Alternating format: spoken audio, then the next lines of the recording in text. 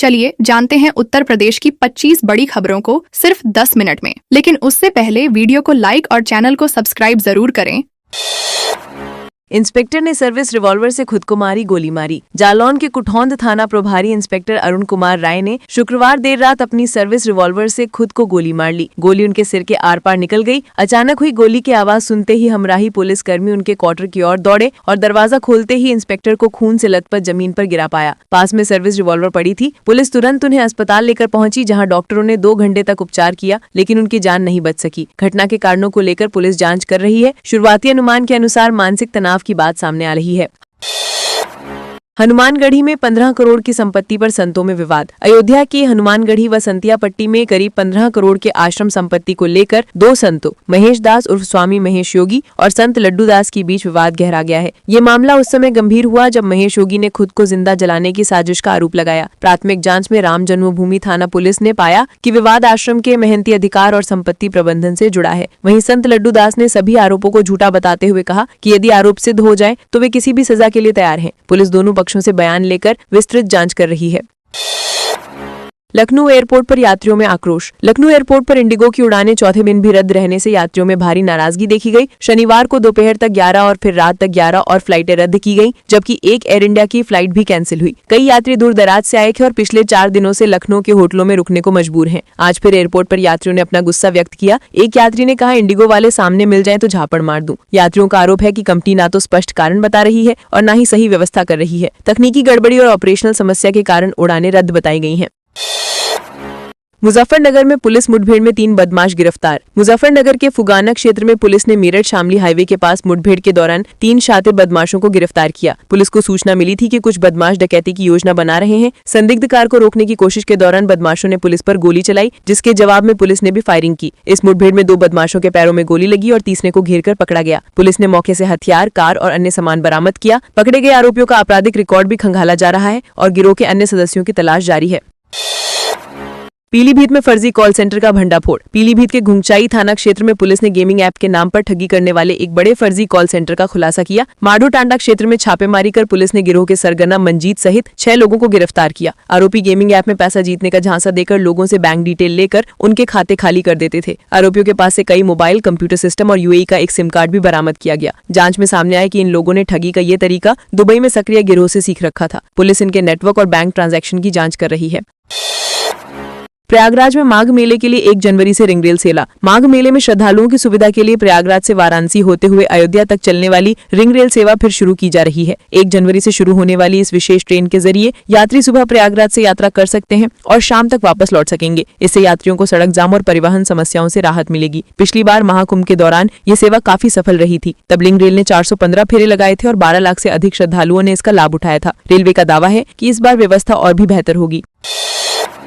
खीरी में CM model school का lintel गिरा। लखीमपुर खीरी के पहला गांव में निर्माणाधीन मुख्यमंत्री मॉडल स्कूल में बड़ा हादसा हो गया। निर्माण कार्य के दौरान अचानक छज्जे का लिंटर गिर गया, जिससे नीचे काम कर रहे 2 मजदूर दब गए। साथ ही मजदूरों ने उन्हें बाहर निकालकर तुरंत अस्पताल पहुंचाया। एक मजदूर को सीएचसी में भर्ती कराया गया, जबकि गंभीर रूप से घायल दूसरे को जिला अस्पताल रेफर किया गया। स्थानीय विधायक ने पहले ही स्कूल के निर्माण में घटिया सामग्री उपयोग की शिकायत मुख्यमंत्री से की थी। हादसे के बाद प्रशासन ने निर्माण कार्य की जाँच शुरू कर दी है और संबंधित ठेकेदार से पूछताछ की जा रही है।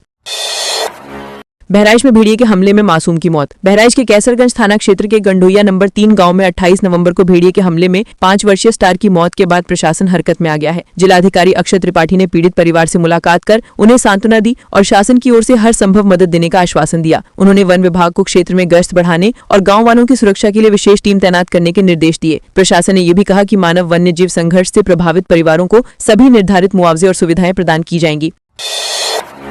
बिजनौर में 6 साल का तेंदुआ 5 दिन में पकड़ाया। बिजनौर के चांदपुर में पिछले कई दिनों से आतंक मचा रहा 6 साल का गुलदार आखिरकार पिंजरे में कैद हो गया। ग्रामीणों की शिकायत पर वन विभाग ने मंदिर के पास पिंजरा लगाया था, जहां शनिवार की रात गुलदार फंस गया। पिंजरा बंद होते ही उसने जोरदार दहाड़ लगाई, जिसके बाद आसपास मौजूद लोग वीडियो बनाने लगे। ये इलाका नूरपुर थाना क्षेत्र के बाखराबाद उर्फ खटाई और मिठाई गाँव के बीच घने जंगलों में है, जहाँ लंबे समय से गुलदार की दहशत थी। वन विभाग की टीम ने पकड़े गए गुलदार को सुरक्षित स्थान पर ले जाकर मेडिकल जाँच कराई।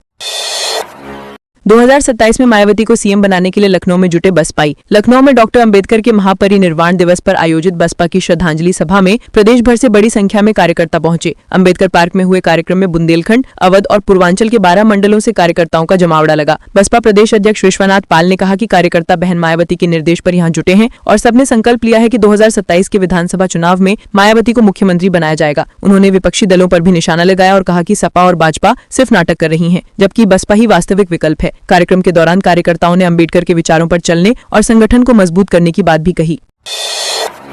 नकली दवा केस में हिमांशु अग्रवाल को रिहाई के आदेश। आगरा के थाना मदन मोहन गेट में दर्ज नकली दवा प्रकरण में आरोपी हिमांशु अग्रवाल को हाईकोर्ट ने जमानत दे दी। औषधि निरीक्षक नवनीत चौधरी के नेतृत्व में आगरा, मैनपुरी, मेरठ और एसटीएफ की टीम ने मोती कटरा स्थित हेमा मेडिको के गोदाम पर छापेमारी कर 15 बोरे दवाइयां, लैपटॉप और मोबाइल जब्त किए थे। जांच टीम ने आरोप लगाया था कि हिमांशु ने कार्रवाई रुकवाने के लिए 1 करोड़ रुपए रिश्वत की पेशकश की थी, जिसके आधार पर भ्रष्टाचार अधिनियम की धारा 8 में भी मुकदमा दर्ज हुआ। अदालत ने तथ्यों पर विचार कर जमानत दी। हालांकि नकली दवा सप्लाई नेटवर्क को लेकर पुलिस की जांच जारी रहेगी।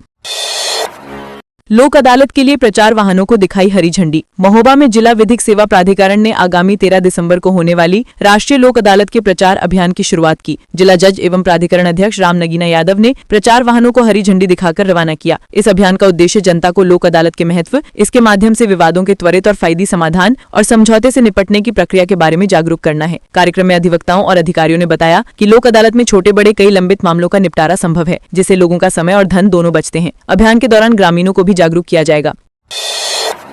काशीराम कॉलोनी में गंदगी से महिलाएं परेशान। उन्नाव की काशीराम कॉलोनी में अव्यवस्थित सफाई और लंबी अवधि से जमा कूड़े के ढेरों से परेशान महिलाओं ने सिटी मजिस्ट्रेट कार्यालय पहुंचकर शिकायत दर्ज कराई। उन्होंने बताया कि कॉलोनी में जगह जगह कूड़े के ढेर पड़े रहते हैं, जिन्हें आवारा पशु फैलाकर और ज्यादा बदबू पैदा करते हैं। बारिश में कीचड़ और गंदा पानी रास्तों को बंद कर देता है। इससे डेंगू, मलेरिया जैसी बीमारियों का खतरा बढ़ जाता है और बच्चों और बुजुर्गों को विशेष परेशानी होती है। महिलाओं ने तत्काल सफाई अभियान चलाने और नियमित व्यवस्था बहाल करने की मांग की। सिटी मजिस्ट्रेट ने जांच और कार्रवाई का आश्वासन दिया।